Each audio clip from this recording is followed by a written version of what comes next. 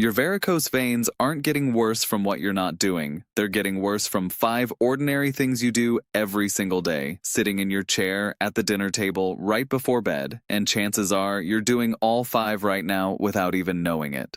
This isn't your fault. Nobody teaches this. Most folks over 60 don't learn about these 5 mistakes until the veins are already bulging and the legs are burning by evening. But here's the truth. It's never too late to start. Whether your veins just started showing or they've been there for 20 years, these 5 changes can lift the heaviness, bring down the swelling, and slow how fast things get worse from here. I'm going to walk you through all 5 mistakes, and for each one, I'll tell you exactly what to do instead. No floor work. I heard you in the comments. No equipment, just 5 small changes you can start tonight. And the most serious one, the one almost nobody knows about, I'm saving for the end. Habit number 1, sitting still for too long? It sounds harmless. That's exactly why it's the most damaging of the 5.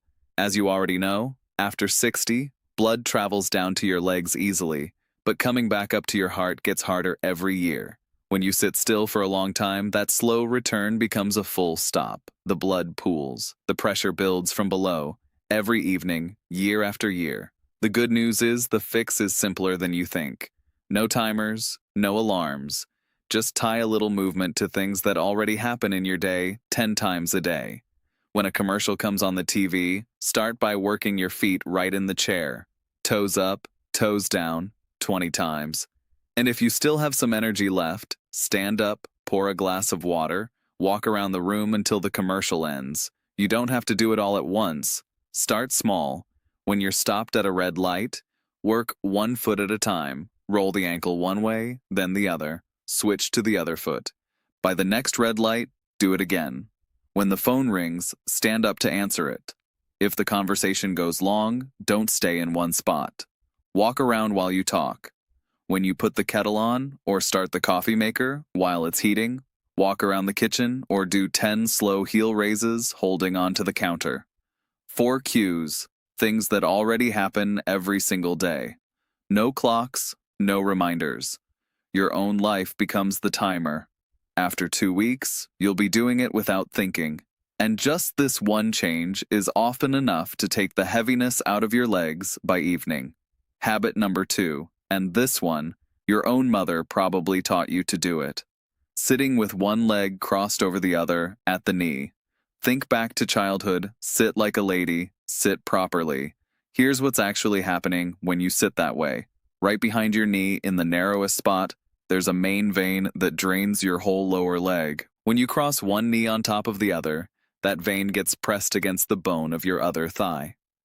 Every minute you sit like that, the blood in your calf is sitting still. Pressure rises. The vein walls stretch. This is a varicose vein forming in slow motion. Not over a week, not a month, over 20 years of sitting that way. The hard part is, it's unconscious. You'll catch yourself today. You'll remember once or twice tomorrow. By the day after, you'll be doing it again without noticing. Just telling yourself, don't do it, doesn't work. I know. So, 2 simple tricks that do work because they change your environment, not your willpower. First, put a small footrest in front of the chair where you watch TV. It can be a small ottoman, a low stool, or a folding footrest you can pick up almost anywhere. Every time you sit down, plant both feet on it. Within a week, it becomes automatic. And here's the real trick. When your feet are raised even 6 inches off the floor, you physically can't lift one knee over the other comfortably. The geometry won't allow it. After 2 weeks, the habit is gone. It has nowhere to live. Second trick. For those of you with family in the house, turn it into a game. Make a deal with your spouse, your grown kids, your grandchildren. Every time they catch you sitting with your knees crossed and remind you they earn $1, sounds like a small thing, but within a month they'll be catching you 5 times a day. And here's why it works. Every reminder makes your brain stamp the connection harder. After 2 months, the habit is gone. Habit number 3, long hot baths, hot tubs, and saunas. Right away. I'm not telling you to give up your evening bath, but the temperature and the length matter now, especially after 60. Here's what happens. Heat makes your veins widen.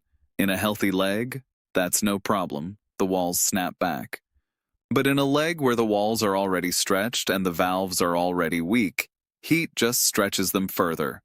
Worse, when you stand up out of that hot water, all that warm, widened blood rushes back down into your legs. That throbbing heaviness many of you feel after a long, hot soak. That's exactly what it is. The fix is not to skip the bath. Just end every bath, shower, or sauna with 30 seconds of cool water on your legs from the knee down. 30 seconds. Cool, not freezing. That cool finish snaps the vein walls back to size. It's the same principle as the contrast shower I showed you in the last video, but you don't need to do the full routine. The cool finish alone is enough most days. And the length matters too. Sitting in a hot tub for 45 minutes doesn't help your veins, no matter how good it feels. 15 minutes is plenty. Habit number 4. You're probably wearing this mistake right now. Tight socks, tight waistbands, shapewear. A lot of folks are surprised I take this one as seriously as I do. A sock isn't a weapon, but here's what's happening. That elastic band at the top of a regular dress sock, the one that leaves a deep dent on your calf, the dent so many of you can still see at dinner time, that elastic works like a tourniquet on a vein that's already struggling. Same thing with shapewear worn all day. Same thing with jeans that pinch at the waist. Same thing with knee-high socks worn for warmth. Any pressure point above the calf blocks the very channel your blood needs to travel back through. And the older the vein, the less force it has to push past that pinch. Here's a simple test. At the end of the day, take off your sock. If you see a deep band mark on your leg that's still there 30 seconds later, that sock is too tight. Switch to a soft cuff sock or move up to a real graduated compression stocking. Loosen your waistband when you sit down to eat or to watch TV. And shapewear, save it for short events, not for all-day wear. And since we're on compression stockings, so many of you asked about them in the comments, let me answer right here. The rule is simple. Put them on before you get out of bed in the morning while your legs are still flat and not swollen. Wear them all day. Take them off only when you lie back down at night. And replace them every 3 to 6 months. They lose their stretch, and an old compression stocking is no better than a regular sock. And now, habit number 5, the one almost nobody connects to their veins. Eating salty food in the evening sounds harmless, doesn't it? It's not.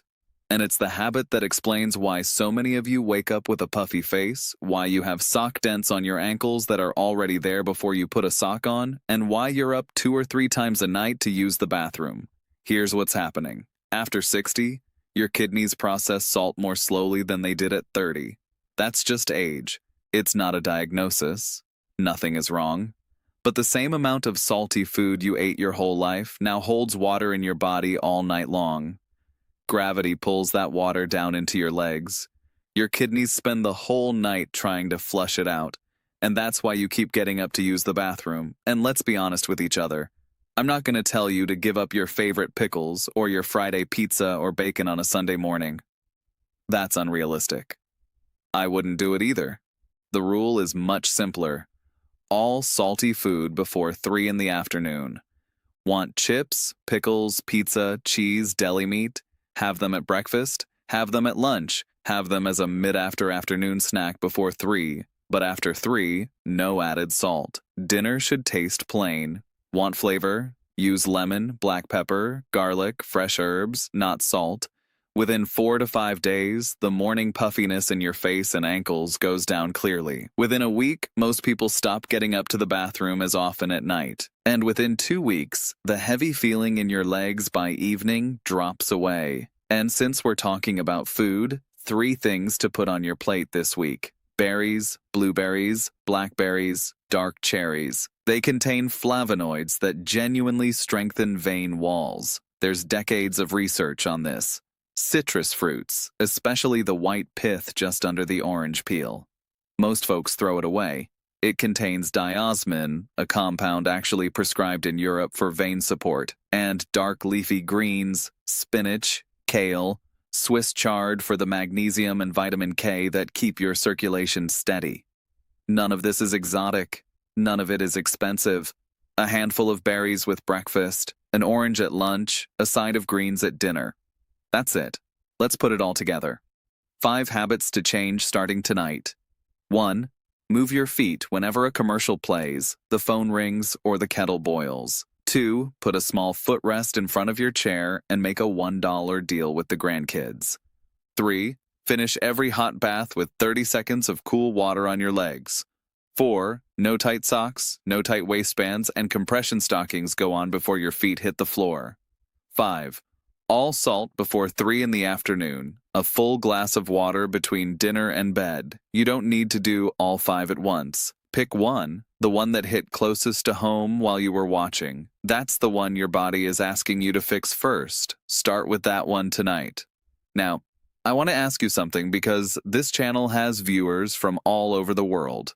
And I've noticed each country has its own habits that quietly make varicose veins worse. In Germany, for example, the sauna is part of life. Many folks I hear from there go into a hot sauna every week, even when their veins are already giving them trouble. In parts of Asia and Eastern Europe, girls are taught from a very young age to sit with their legs crossed at the knee. It's considered proper, polite, ladylike. Here in the United States, so many of our towns are built around the car. You can spend 2 or 3 hours a day behind the wheel and barely notice it, and your legs pay the price. So, here's my question, and I'd love a real answer in the comments. Which country are you watching from, and which of these 5 habits is the most common where you live? Tell me your country and the number. I read every comment, and I do my best to answer. And one more thing. Knowing what's hurting your veins is half the work. Knowing what to do for them is the other half. If you haven't seen it yet, my video on the simple exercises that genuinely help varicose veins is the one to watch next. The link is in the description. If you're new to the channel, this is what we do here. Practical advice for folks over 60. Things you can actually do at home without equipment, without trainers, without spending a dime. If that's what you've been looking for, hit subscribe and give the video a thumbs up if it helped.